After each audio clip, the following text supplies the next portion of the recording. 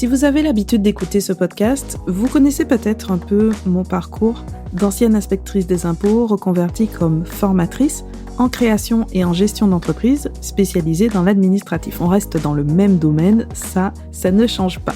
Pourquoi je commence par vous raconter ça ? Parce que ça veut dire qu'au moment où j'enregistre cet épisode, ça fait un peu plus de 5 ans que j'accompagne les créateurs d'entreprises dans la gestion administrative de leur entreprise. Et donc après avoir accompagné un peu plus de 300 clients, sans compter les personnes que je côtoie, que ce soit sur Instagram, à travers la newsletter, etc., finalement ça fait pas mal de monde et on peut observer quelques schémas, quelques erreurs assez récurrentes.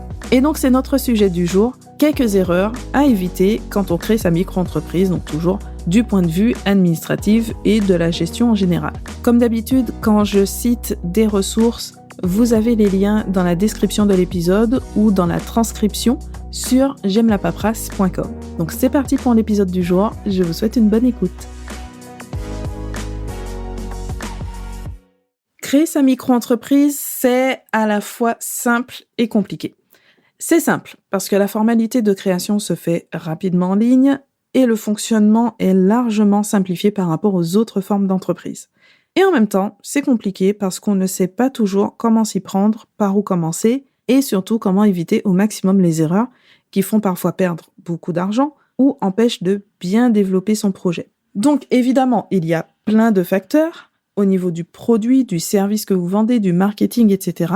Mais nous, on va se concentrer sur l'administratif et la gestion d'une manière un peu plus générale avec des erreurs classiques que vous pouvez éviter. Et comme ça, vous mettez un maximum de chances de votre côté pour lancer votre activité dans les meilleures conditions possibles. Évidemment, on ne peut pas tout voir, donc j'en ai sélectionné 7. Ça fait déjà pas mal. Donc à partir de points, soit que j'observe assez régulièrement, soit dont on ne parle pas forcément, mais que je développe dans le cadre de mes accompagnements, de ma formation dédiée à l'administratif de la micro-entreprise. Et donc, l'erreur numéro 1, créez votre entreprise à n'importe quelle date. C'est toujours délicat de répondre à la question « Quel est le meilleur moment pour créer son entreprise ?» Tout simplement parce que le moment idéal se présente rarement. Entre la situation professionnelle, la situation familiale, le contexte économique et toute autre chose, on peut toujours trouver de bonnes raisons de repousser son projet. Et dans l'absolu, la date de création d'une entreprise n'a pas forcément d'impact en soi sur le projet. Oui, ça peut être déterminant dans certains projets, mais ce n'est pas le cas pour n'importe quelle activité. Mais ce n'est pas une raison pour ne pas s'interroger sur le sujet et foncer tête baissée parce que, dans certains cas, il y a au contraire un vrai enjeu autour de la date de création qui se traduit en plusieurs milliers d'euros. Et là, je parle bien de l'aspect administratif. Donc, pour illustrer ça, je vais prendre un exemple. Vous êtes salarié. Vous allez bientôt partir en rupture conventionnelle. Donc, la bonne nouvelle, c'est que ça va vous donner droit à l'allocation chômage. Et en plus, cette aide va être cumulable avec les revenus de votre entreprise, sous certaines conditions, bien sûr. Et si vous créez votre entreprise en tant que demandeur d'emploi indemnisé, ça vous permet de bénéficier de l'ACRE, l'aide à la création ou reprise d'entreprise. Et là, c'est le fait d'avoir décidé de créer votre entreprise après avoir quitté votre emploi salarié qui vous permet donc, grâce à cette aide, de payer moitié moins de cotisations sociales pendant votre première année d'activité. Et ce n'est qu'un exemple. Il y en a d'autres comme ça. Donc, la date de création de l'entreprise peut avoir un sérieux impact et ça vaut le coup d'y réfléchir. Ensuite, deuxième erreur, on reste sur l'ACRE, rater la demande d'ACRE. Depuis quelques années, cette aide, donc qui consiste à réduire les cotisations sociales en début d'activité, comme on l'a dit, est accordée automatiquement aux créateurs d'entreprise. Il reste quelques conditions à remplir quand même, notamment celle de ne pas en avoir déjà bénéficié au cours des 3 années précédentes, mais il n'y a pas de démarche à réaliser. Sauf, attention, sauf pour les auto-entrepreneurs. Si vous créez une micro-entreprise, vous devez remplir un des critères de la liste et vous devez déposer votre demande avec les justificatifs donc qui correspondent à la situation qui vous donne droit à l'ACRE, comme le fait d'être demandeur d'emploi indemnisé par exemple, ou encore simplement d'avoir moins de 26 ans. Donc là, vous pouvez passer à côté de l'aide simplement parce que vous ignorez que vous y avez droit ou parce que vous déposez votre demande trop tard. elle doit être déposée dès que vous faites la formalité d'immatriculation, c'est-à-dire de création de votre entreprise. Et c'est vraiment dommage de rater 1 an de cotisation sociale juste à cause d'un formulaire qui n'a pas été déposé. Ensuite, on passe à la 3e erreur. Vous trompez de statut ou de régime fiscal, régime social. Alors, je sais que le terme de régime, ça ne parle pas forcément à tout le monde. On va expliquer un petit peu avant d'aller plus loin. Donc, un petit rappel, la micro-entreprise ou auto-entrepreneur. Aujourd'hui, on utilise un terme ou l'autre, officiellement micro-entreprise, mais je sais qu'on aime bien garder le terme d'auto-entrepreneur. Ce n'est pas un statut juridique. Ça, c'est un abus de langage qu'on utilise fréquemment. En réalité, on distingue 2 grandes catégories d'entreprises en France. On a d'un côté les entreprises individuelles, ce qu'on appelle parfois entreprises en nom propre. Et même si certaines protections ont été mises en place ces dernières années, au niveau juridique, il n'y a pas de vraie distinction entre vous et votre entreprise. D'où cette appellation en nom propre. Votre entreprise porte vraiment votre nom parce que votre entreprise, c'est vous. Et de l'autre côté, on a les sociétés qui peuvent être constituées par une ou plusieurs personnes. Et là, on parle de personnes morales parce qu'elles ont une existence propre, complètement distincte des personnes qui l'ont créée. Alors, pourquoi je commence par cette précision? Parce que c'est important d'avoir conscience que lorsque vous créez une entreprise, vous faites à la fois un choix de statut juridique, c'est-à-dire est-ce que vous allez créer une entreprise individuelle, une SARL, URL, SAS, SASU, etc. Et vous faites un choix de régime fiscal et régime social, c'est-à-dire comment on va calculer et payer l'impôt et les cotisations sociales. Et la micro-entreprise, elle se place dans le cadre d'une entreprise individuelle avec un simple choix fiscal et social. C'est tout. Ça ne va pas plus loin. Ce n'est pas un statut à part. Le système est simple, tout est calculé de manière forfaitaire au lieu de prendre en compte les vraies dépenses ou la vraie rémunération. C'est avantageux parce que le fonctionnement quotidien est simplifié et ce forfait peut dans certains cas être plus élevé que les charges réelles, comme c'est souvent le cas pour les activités de freelance par exemple. Mais ça comporte aussi des limites. Si vos charges sont plus élevées, si vous dépassez le plafond de chiffre d'affaires, même si, aujourd'hui, on a quand même de la marge pour une activité qui démarre, mais en fonction de votre projet, effectivement, ça peut être incompatible dès le départ, ou par rapport à votre situation personnelle, si vous avez besoin d'une meilleure protection sociale, pour juste reprendre quelques critères de choix du statut juridique et du régime fiscal. Donc oui, dans certains cas, la micro-entreprise est un choix intéressant, notamment pour démarrer, mais ce n'est pas toujours la meilleure option et là encore, ça mérite une certaine réflexion de se poser la question de pourquoi vous faites ce choix, est-ce qu'il est vraiment adapté, est-ce que vous devriez vous tourner vers autre chose, est-ce que ça va être dès le démarrage ou peut-être plus tard dans le développement de l'entreprise. Ensuite, 4e erreur, ne pas avoir de visibilité sur les chiffres. Avec le système simplifié de la micro-entreprise, un des pièges, c'est de ne pas trop se soucier des chiffres. On se contente du minimum légal, donc de suivre le chiffre d'affaires à déclarer chaque mois, et basta. Surtout dans les activités de service qui n'ont pas l'obligation de tenir un registre des achats, mais en général, ça s'arrête vraiment là. Le problème, c'est que quand on fonctionne comme ça, on manque de précieuses informations sur l'entreprise, sur l'activité, pour prendre les bonnes décisions au bon moment. Suivre attentivement et même anticiper un minimum votre chiffre d'affaires, ça vous permet par exemple de ne pas être surpris par le passage à la TVA.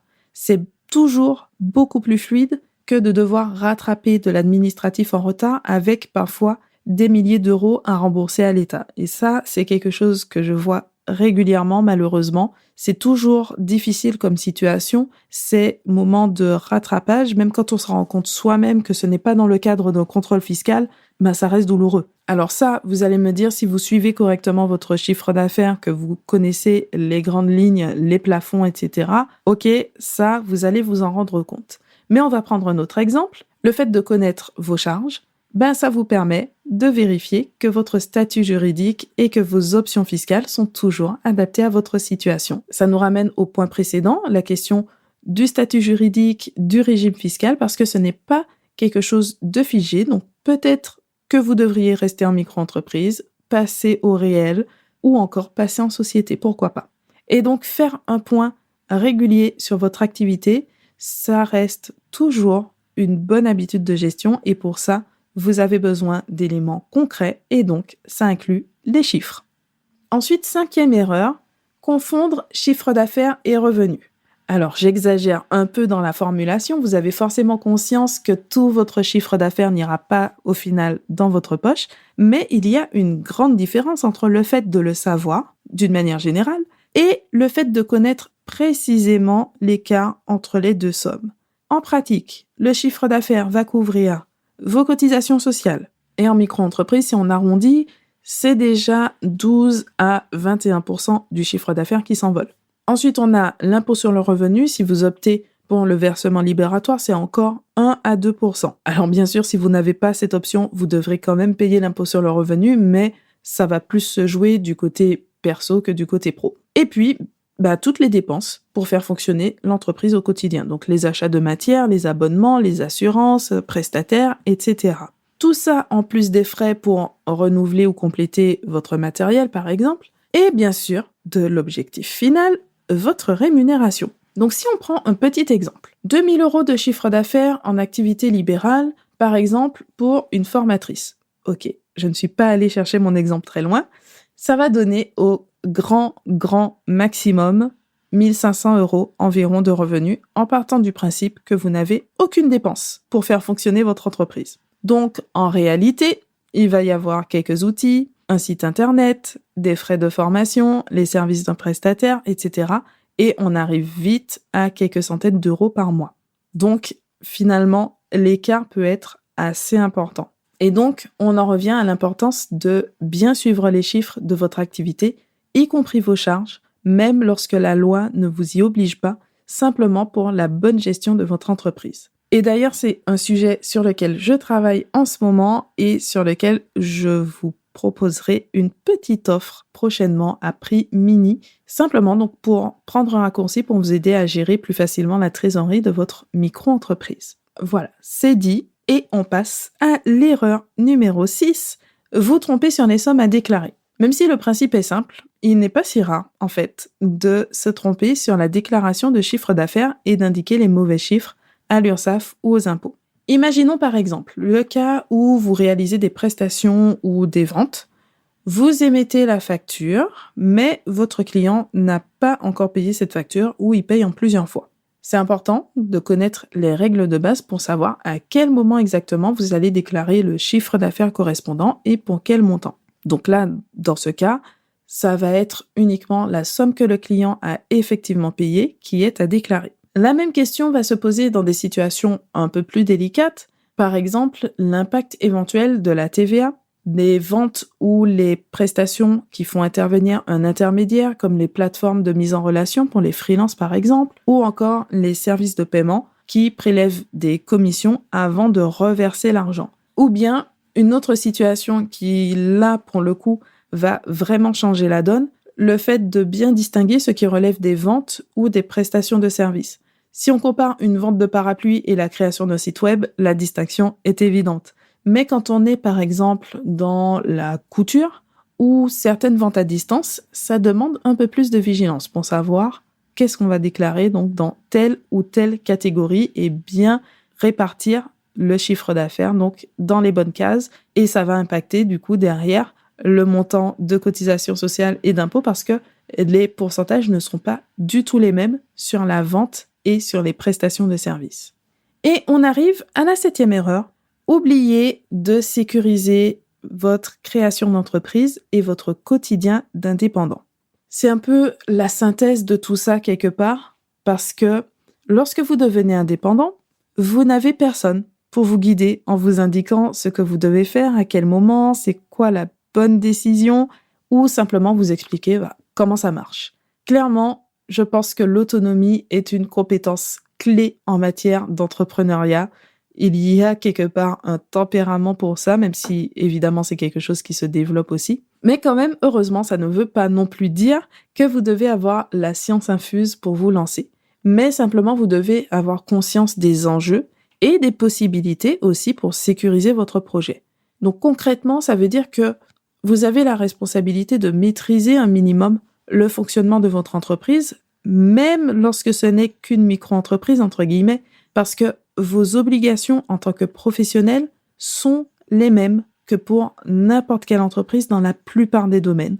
On a tendance à croire que c'est juste une micro, donc ça va, on a juste 2-3 choses à faire et c'est bon, la loi, elle est beaucoup plus souple, elle est beaucoup plus cool parce que c'est une toute petite entreprise, mais en fait, non, ça, ce n'est pas vrai. Vous êtes professionnel lorsque vous vous adressez, par exemple, à des clients particuliers, donc qui vont être des consommateurs, ils ont une protection en tant que consommateurs. Et donc ça fait partie de vos responsabilités, de vos obligations légales. Et donc, vous avez besoin de connaître vos obligations pour pouvoir les respecter et pour avoir, après, l'esprit tranquille. Et ensuite, l'objectif, c'est quand même de pouvoir vous concentrer sur votre cœur de métier ou sur la vente.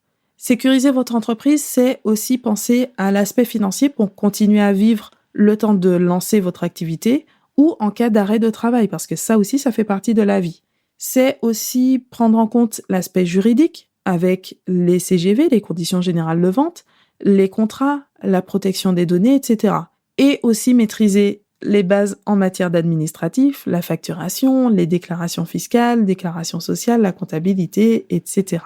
Et la bonne nouvelle dans tout ça, parce que j'essaie quand même de trouver quelque chose de positif pour essayer de vendre un peu la chose, c'est que même des tâches comme l'administratif prennent un autre sens quand on regarde l'impact financier. Par exemple, j'ai eu des exemples de clientes qui ont économisé plusieurs milliers d'euros parce qu'elles avaient appris à vérifier leur avis de cotisation foncière des entreprises, donc de CFE, et elles ont pu faire rectifier des erreurs.